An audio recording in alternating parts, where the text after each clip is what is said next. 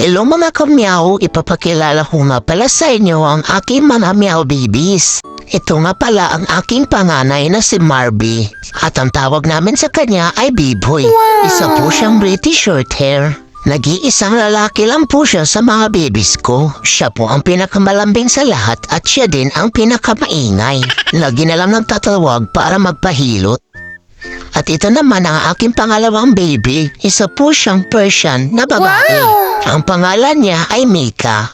Tahimik lamang siya, ngunit siya ay pinakamaldita sa lahat at pinakamatapang. Takot lahat ng mga babies ko sa kanya. At ito naman ang aking pangatlong baby. Isa siyang Scottish Straight. Babae din siya. At ang pangalan naman niya ay Aya. Ito ang pinakamabait sa lahat ng alaga ko. Tahimik lamang siya at hindi nang aaway, ngunit mailap pa rin siya sa mga tao. Nakuha ko kasi siya 8 months na, kaya hanggang ngayon, takot pa rin siya sa akin. Minsan lang mapapahawak. At buntis na nga pala siya ngayon, malapit ng mga anak. At ito naman ang pang-apat kong baby. Isa din siyang Scottish Street, 4 months old pa lang siya.